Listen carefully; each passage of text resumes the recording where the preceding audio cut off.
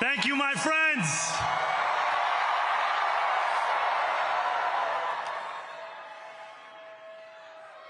The sun may have set over our city this evening, but as Eugene Debs once said, I can see the dawn of a better day for humanity.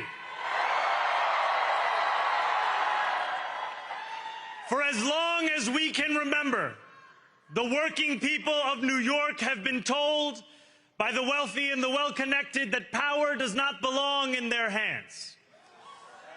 Fingers bruised from lifting boxes on the warehouse floor, palms calloused from delivery bike handlebars, knuckles scarred with kitchen burns. These are not hands that have been allowed to hold power. And yet, over the last 12 months, you have dared to reach for something greater. Tonight, against all odds, we have grasped it. The future is in our hands. My friends, we have toppled a political dynasty.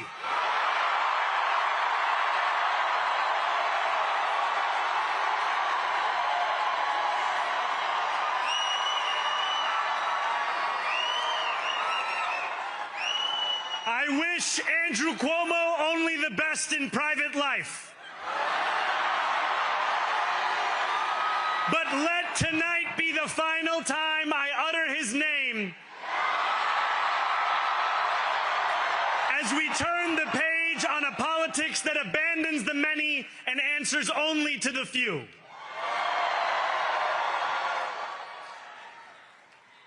New York, tonight you have delivered a mandate for change,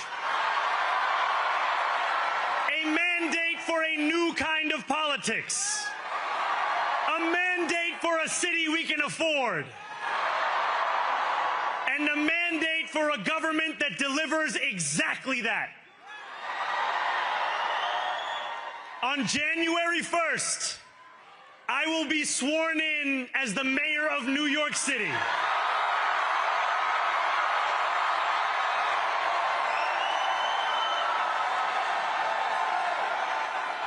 And that is because of you. So before I say anything else, I must say this. Thank you. Thank you to the next generation of New Yorkers who refused to accept that the promise of a better future was a relic of the past. You showed that when politics speaks to you without condescension, we can usher in a new era of leadership. We will fight for you because we are you. Or as we say on Steinway, ana minkum wa ilaykum.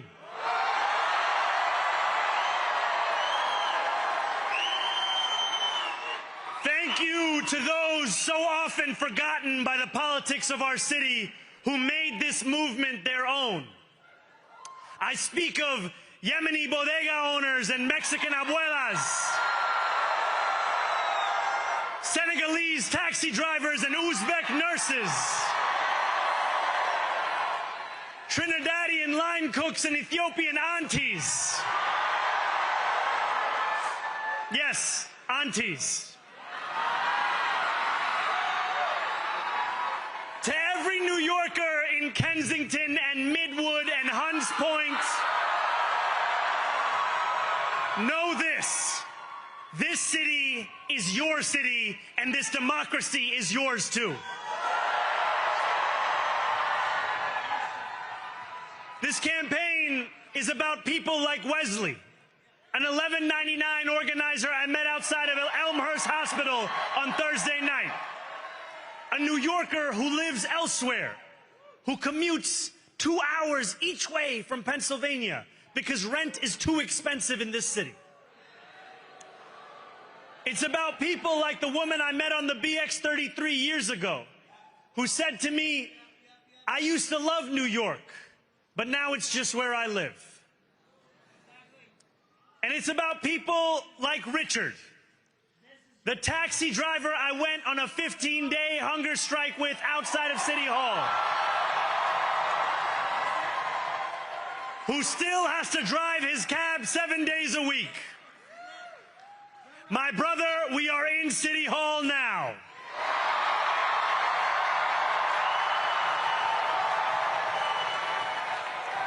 This victory is for all of them, and it's for all of you. The more than 100,000 volunteers who built this campaign into an unstoppable force.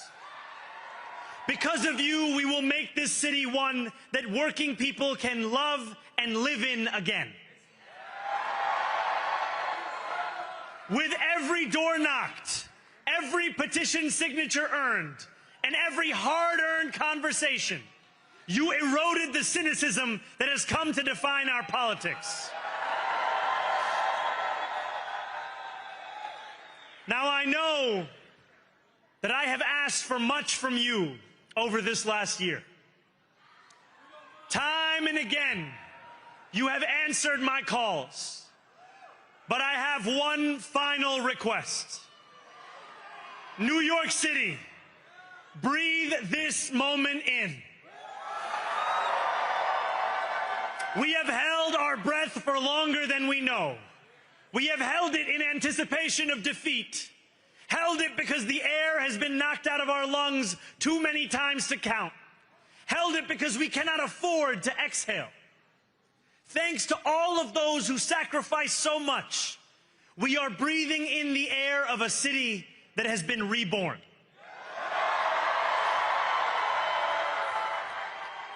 To my campaign team, who believed when no one else did, and who took an electoral project and turned it into so much more, I will never be able to express the depth of my gratitude. You can sleep now. To my parents, Mama and Baba, you have made me into the man I am today. I am so proud to be your son. And to my incredible wife, Rama,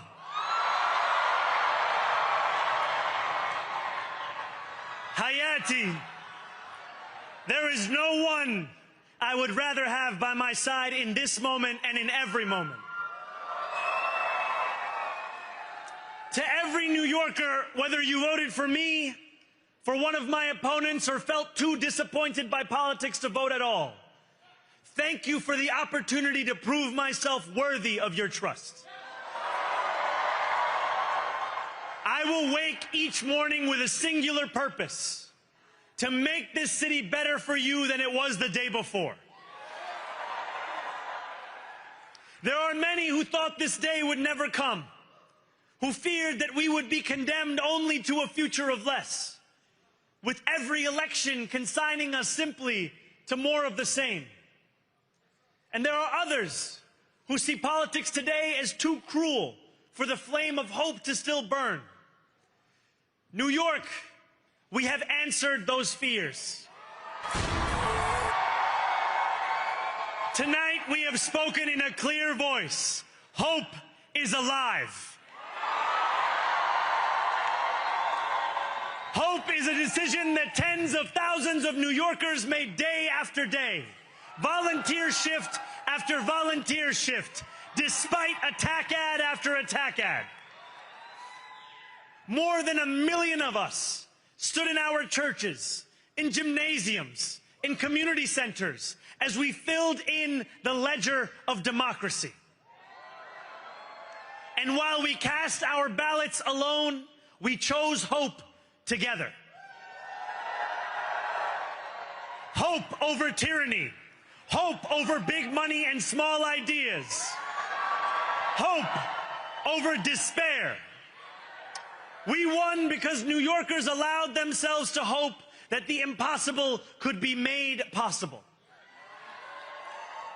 And we won because we insisted that no longer would politics be something that is done to us. Now it is something that we do.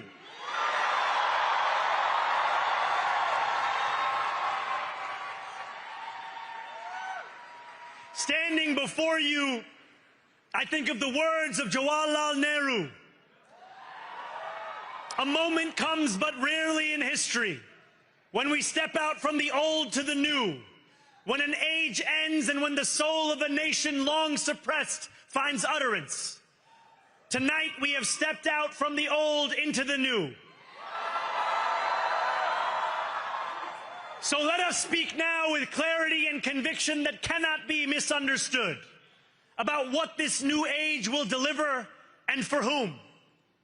This will be an age where New Yorkers expect from their leaders a bold vision of what we will achieve, rather than a list of excuses for what we are too timid to attempt. Central to that vision will be the most ambitious agenda to tackle the cost of living crisis that this city has seen since the days of Fiorella LaGuardia.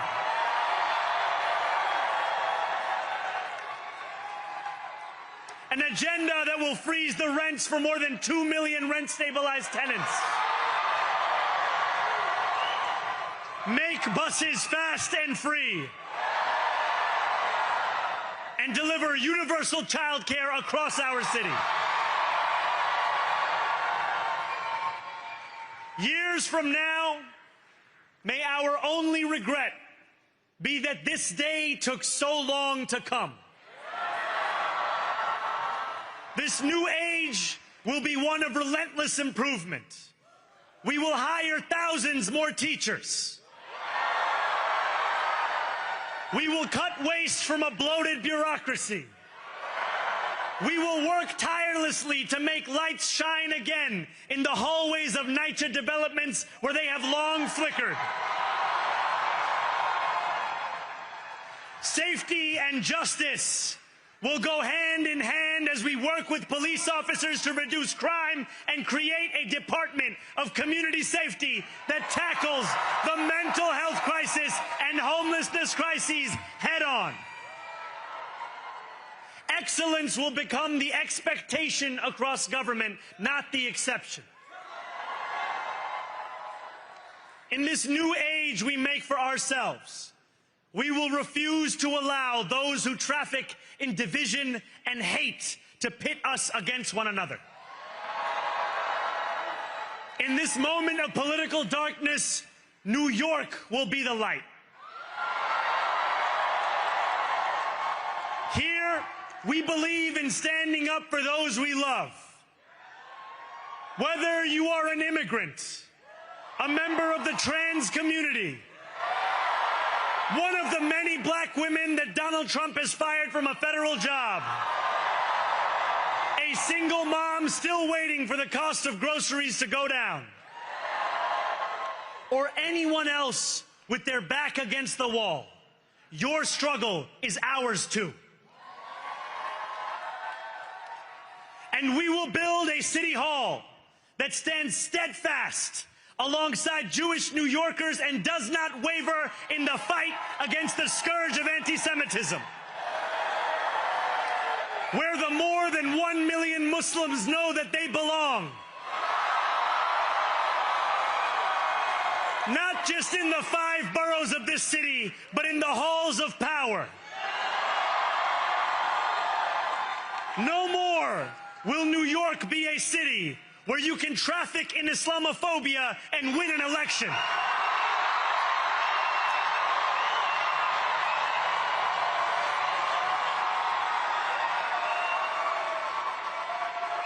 This new age will be defined by a competence and a compassion that have too long been placed at odds with one another.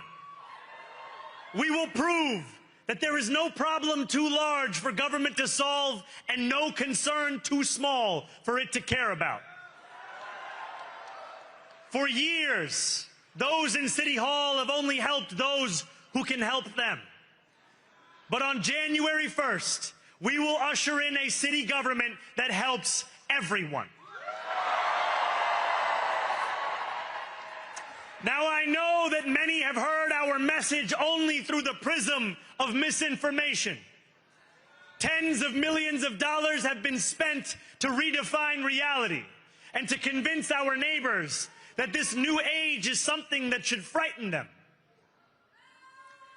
As has so often occurred, the billionaire class has sought to convince those making $30 an hour that their enemies are those earning $20 an hour.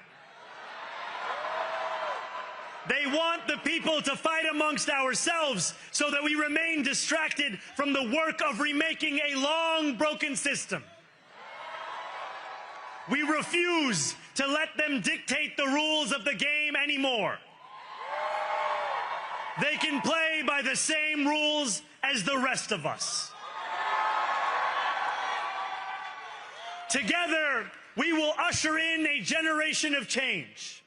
And if we embrace this brave new course, rather than fleeing from it, we can respond to oligarchy and authoritarianism with the strength it fears, not the appeasement it craves.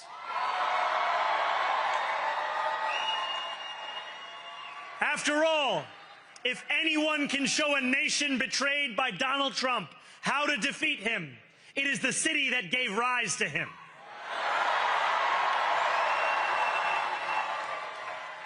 And if there is any way to terrify a despot, it is by dismantling the very conditions that allowed him to accumulate power.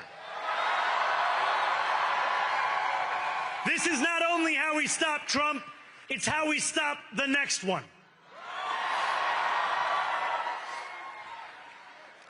So, Donald Trump, since I know you're watching, I have 4 words for you.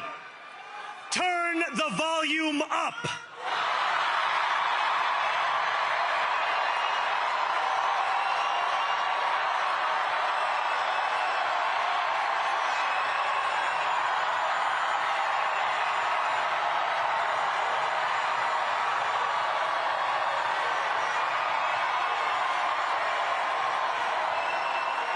We will hold bad landlords to account because the Donald Trumps of our city have grown far too comfortable taking advantage of their tenants.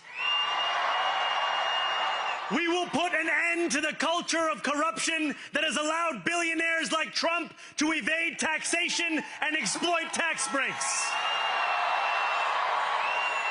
We will stand alongside unions and expand labor protections because we know, just as Donald Trump does, that when working people have ironclad rights, the bosses who seek to extort them become very small indeed. New York will remain a city of immigrants, a city built by immigrants, powered by immigrants, and as of tonight, led by an immigrant.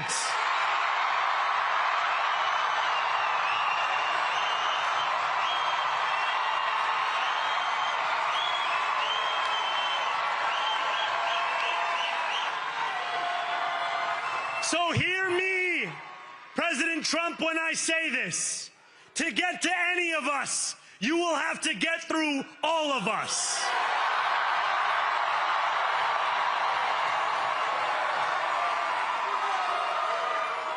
When we enter City Hall in 58 days, expectations will be high. We will meet them. A great New Yorker once said that while you campaign in poetry, you govern in prose. If that must be true, let the prose we write still rhyme, and let us build a shining city for all. And we must chart a new path, as bold as the one we have already traveled. After all, the conventional wisdom would tell you that I am far from the perfect candidate. I am young, despite my best efforts to grow older. I am Muslim. I am a democratic socialist.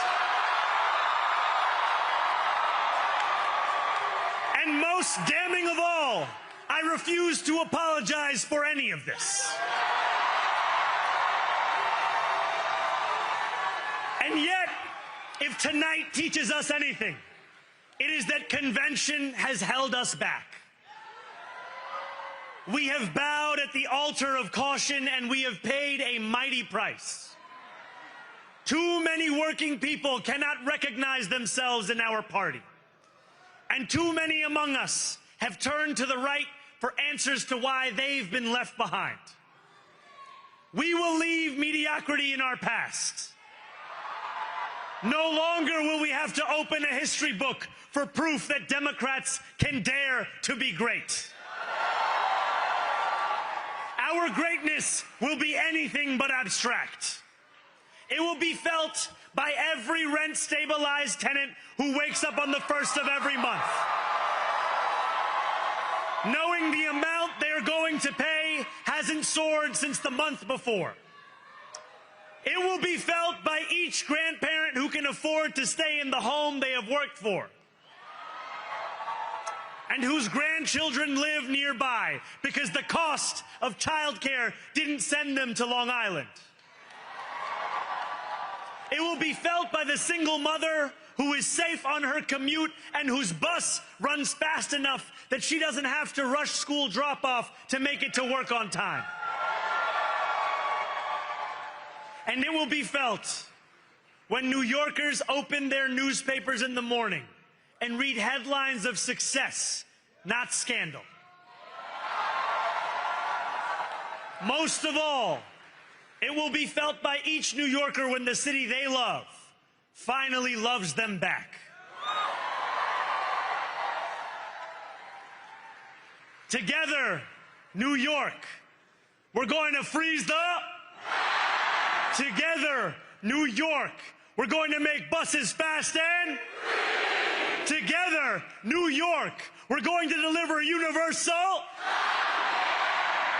Let the words we've spoken together, the dreams we've dreamt together, become the agenda we deliver together.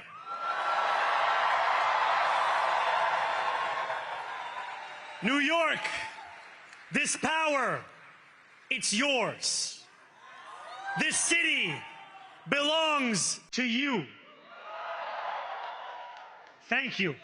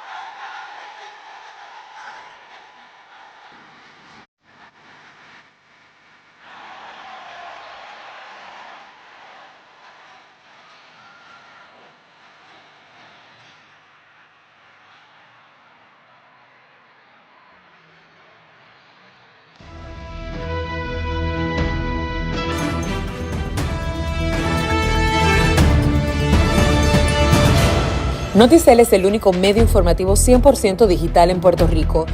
Líder en contenido exclusivo, cobertura en profundidad y con transmisiones en vivo para que usted sea testigo en primera fila del acontecer noticioso. Para mantenerse informado y libre de presiones, Noticel, la verdad como es.